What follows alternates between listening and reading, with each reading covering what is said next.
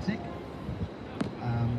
I support anyone who wants to be gender non-conforming, to wear whatever they want or present however they want. I think that's an important thing to say as a gender-critical person. I have 3 children, the oldest of which is my stepson. When he was young, he wore dresses most of the time. In the early 1990s, he socially transitioned and presented as a girl for a few years, until finally in his early 20s he became comfortable in his body and accepted himself as a gay man.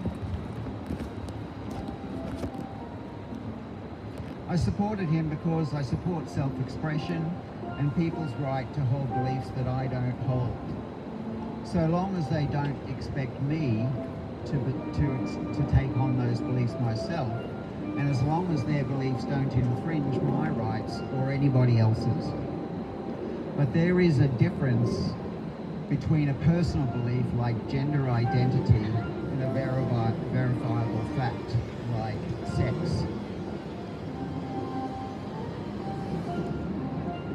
Self-ID is a misnomer. It should be laws that make everybody else participate in my delusional beliefs about my sex.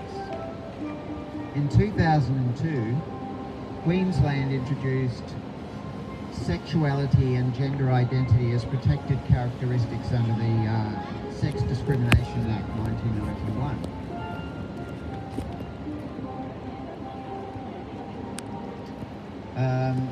And those protected attributes allowed people to sue institutions to force them to change their policies. For example, a trans-identifying man sued the management of a large shopping complex here in Brisbane because their security guard refused him entry to the women's toilets. The complex had to pay substantial compensation and change its policy on access to the women's bathrooms. In 2019, a young woman used the gender identity protection to sue her co-ed independent school. During the course of her schooling, she started to identify as a man or as a male, and she changed her name and pronouns. She claimed that she was misgendered and not able to access the boys' toilets, and was required to stay in female accommodation at the school camp. In conciliation, the school agreed to change its policies and to pay her substantial compensation. The state government, as Caro just said, is currently considering making changes to the more changes to the Births, Deaths and Marriages Act to take away the requirement that trans-identifying people must have sex reassignment surgery first.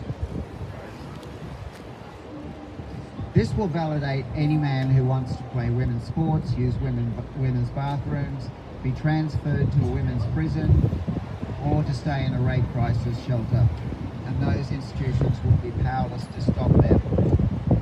We know that regardless of how a man identifies, men in general still commit serious and violent crimes at the same rate as men in general. Supporting a lie to be kind puts women in danger. Thanks. Cheryl.